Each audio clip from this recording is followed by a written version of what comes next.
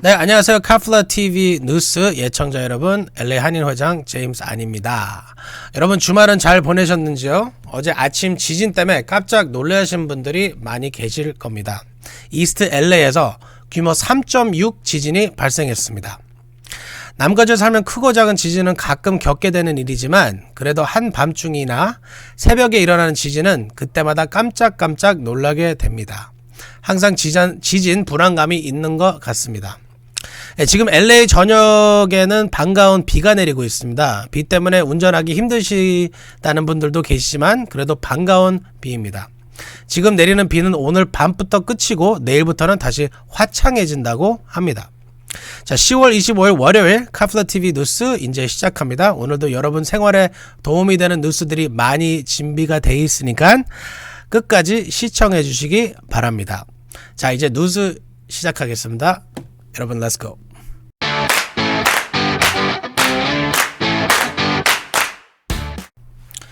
네, LA 한인회가 전해드리는 카플라 뉴스를 예청하시면 여러분 생활에 가장 도움이 되는 유익한 정보를 얻으실 수 있습니다.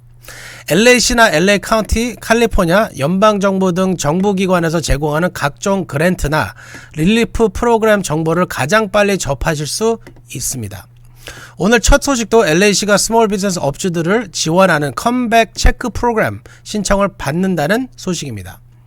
26일 바로 내일부터 11월 2일까지 신청 접수를 받습니다. 일단 첫 라운드입니다. 저희 한인회는 내일 오후 1시부터 오후 3시까지 한인 스몰 비즈니스 업주들의 신청을 도와드립니다. 이 프로그램은 코로나 팬데믹으로 피해를 입은 스몰 비즈니스 업주들에게 $5,000까지 무상 지원하는 프로그래밍입니다. 여러분 비즈니스가 있더라도 지원 대상은 여러 비즈니스가 있더라도 지원 대상은 한 개로 제한되며 프랜차이즈는 이번 그랜트에 제외됩니다. 2019년, 2020년도 세금 보고, Personal and Business, 서류와 신분증, 비즈니스 어카운트에 대한 체크 한 장을 가지고 오셔야 합니다. 지원금은 직원, 월급, 렌트, 유틸리티 등에 사용하실 수 있습니다. 오늘 오후에 우리 카플라TV 유튜브 페이지에다가 신청하실 수 있는 방법을 올려드렸는데 그 영상을 참고하시고 신청을 하시기 바랍니다. 만약에 여러분이 컴퓨터가 힘드시거나 아니면은 혼자서 하시기 힘드시면 저희 한인회로 내일 오시면 저희가 도와드리겠습니다. 네, 캘리포니아 주가 지난 8월부터 최대 $1,100까지 캘리포니아 자체 경기 부양금 Golden State Stimulus 2를 발송하고 있습니다. 하지만 아직까지도 경기 부양 체크를 받지 못하시는 분들이 있습니다. 여러분들은 모두 받으셨나요? 아직까지 못 받으셨다면 받을 자격이 안 되거나 체크 발송이 늦어지기 때문입니다. 경기부양 체크를 못 받으시는 가장 큰 이유는 자격이 없어서입니다. 작년 대부분 캘리포니아에 거주한 주민으로 현재도 캘리포니아에 거주하고 있는 것이 가장 기본적인 자격 요건입니다.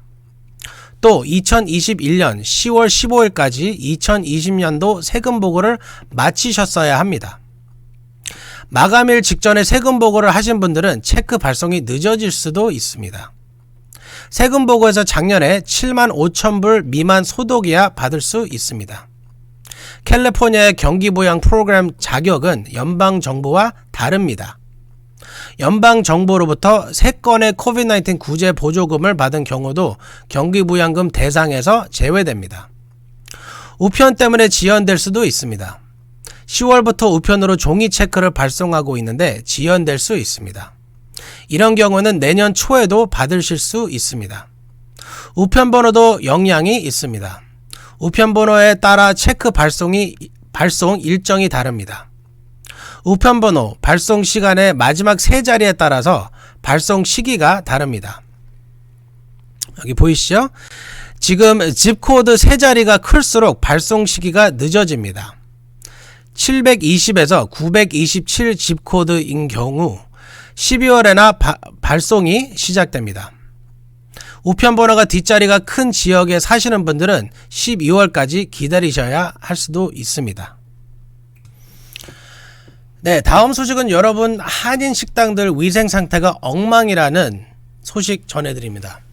LA 카운티 보건국이 식당들에 대한 위생 검사를 실시한 결과 한인타운에 있는 여러 유명한 식당들이 위생 불량으로 걸려 일부 식당들은 영업정지 조치까지 당했다고 합니다.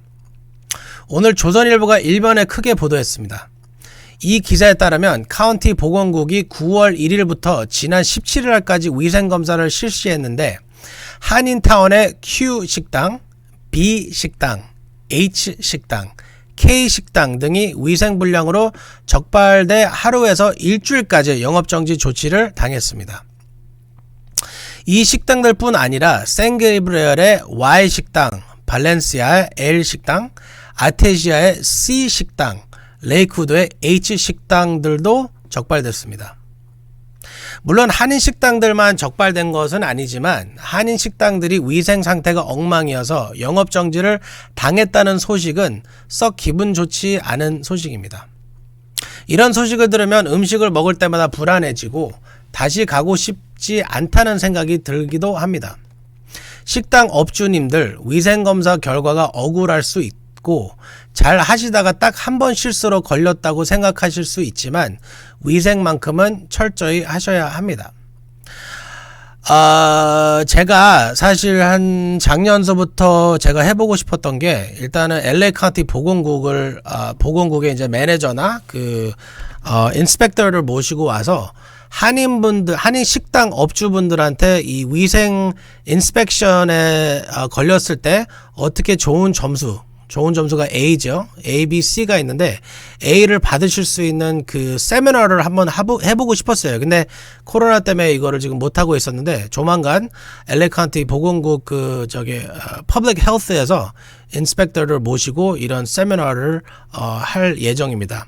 많은 한인분들이 위생은 지키고 싶지만 어떤 게 법적으로 필요한지 영어가 불편해서 법을 모르시는 분들도 계시기 때문에 좀 억울할 수 있기 때문에 제가 이런 세미나를 열을 예정입니다. 네, 제가 거의 매일 물류대란 소식 전해드리고 있는데요. 이제 한인 업소들도 물류대란 피해를 직접 입고 있다는 소식입니다. 연말 대목을 노리고 한국에 주문한 물건이 도착하지 않아 한인 업체들이 발만 둥둥 구리고 있다고 합니다.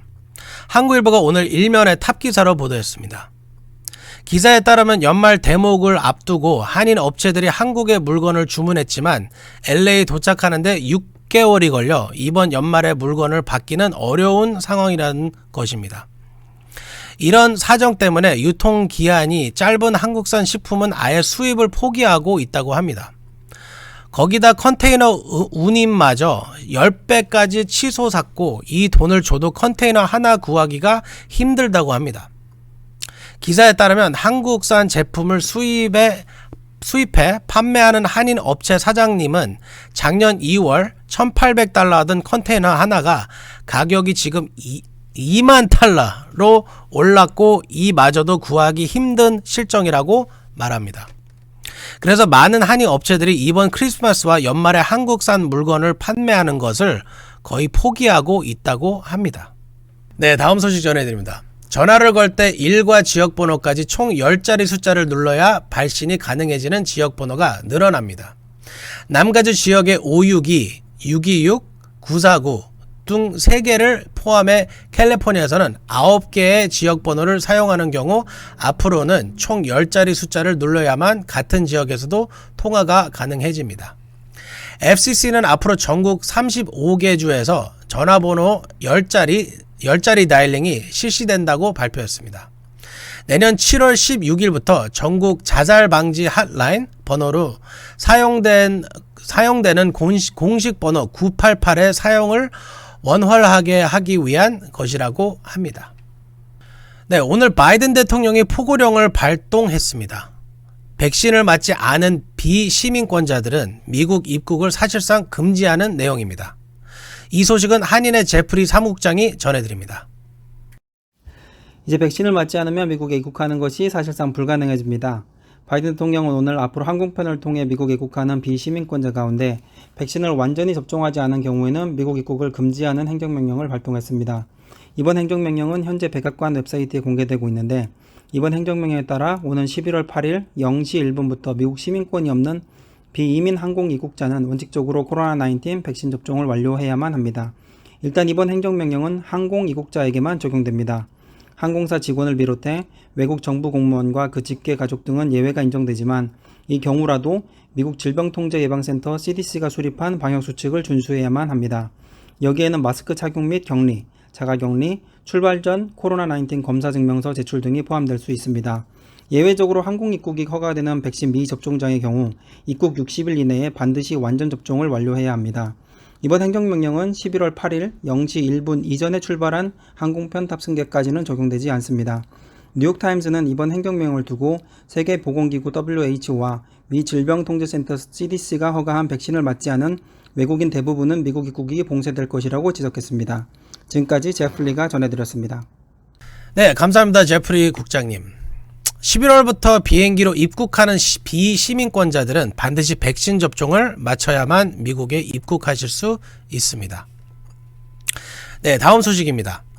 할로윈을 앞두고 오징어 게임 복장이 유행할 조짐을 보이고 있는데요. 일부 미국 학교들이 할로윈의 학생들에게 오징어 게임 복장을 금지하는 조치를 내리고 있다고 합니다. 뉴욕주에서는 3개 학교가 교장 명예로 학부모들에게 편지를 보내 오징어 게임 의상이 폭력적인 메시지를 담고 있어 복장 규정에 어긋나 자녀들이 착용하지 않도록 해줄 것을 부탁했다고 합니다. 영국과 스페인에서도 오징어 게임 의상이 영화 속의 잔혹한 살해 장면을 연상시키고 이로 인해 폭력적인 사건이 발생할 것을 우려해 금지했다고 합니다. 저도 이번 주 금요일날 어느 행사에 오징어 게임 커스텀을 입고 가려고 했는데 곧바로 리턴 시켜야 되겠습니다. 네, 지난주에 멕시코산 양파가 살모넬라에 오염돼 전국에서 600명이 넘는 감염자가 발생했다는 소식 전해드렸는데요. 이번에는 트레이더조스에서 판매 중인 이탈리아 브랜드의 살라미 소시지가 감염됐다는 소식입니다. 저희 한인의 직원 제니박 씨가 전해드립니다. 트레이더조스에서 판매되고 있는 일부 살라미 소시지가 살모넬라에 오염돼 보건 당국이 즉시 폐기할 것으로 촉구했습니다. 질병통제예방센터는 소비자들에게 스테리오 브랜드, 프리미엄 이탈리안 스타일 살라미 스틱이 살모넬라에 감염된 것으로 나타났다며 당장 폐기하라고 강력히 권고했습니다.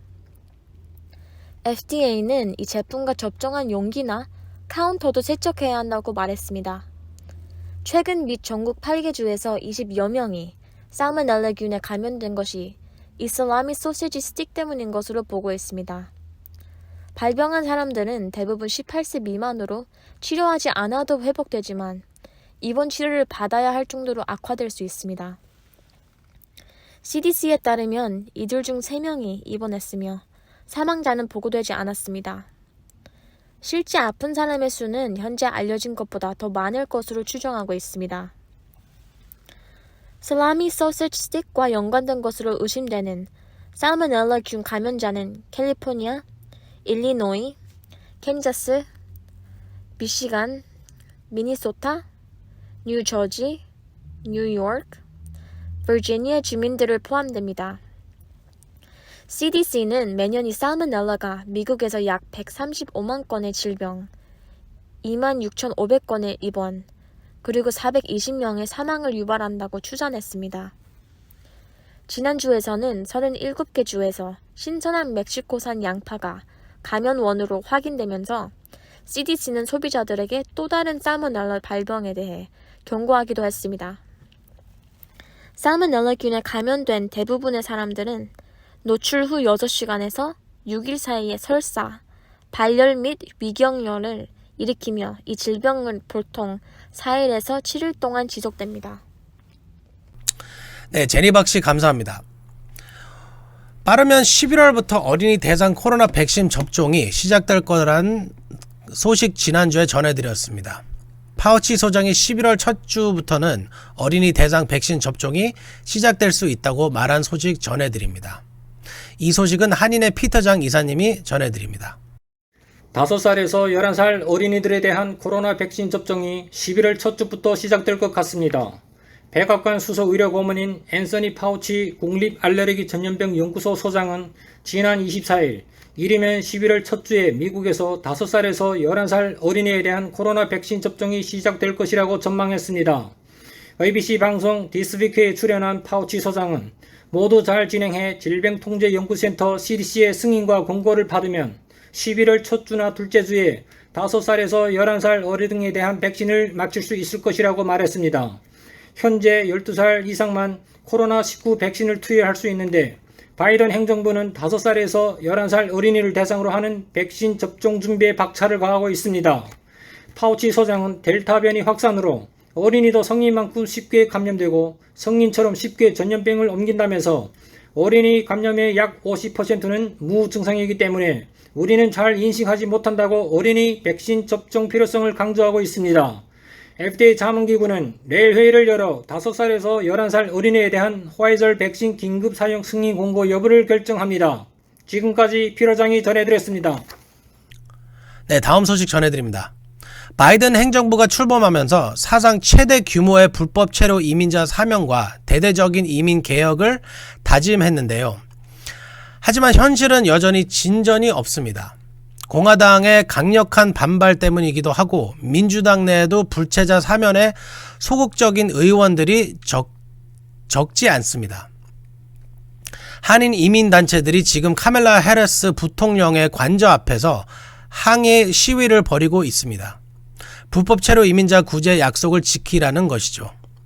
워싱턴 DC에 있는 카멜라 해리스 부통령 관저 앞에서 시위를 벌이고 있는 한인 이민단체 회원들의 모습 한번 보시죠.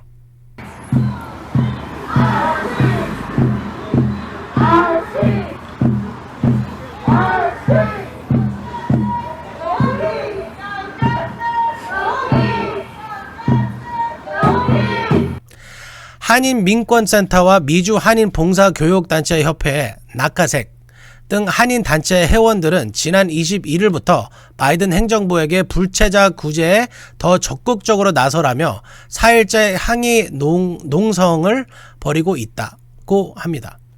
오는 28일 날까지 항의 시위를 계속한다고 합니다.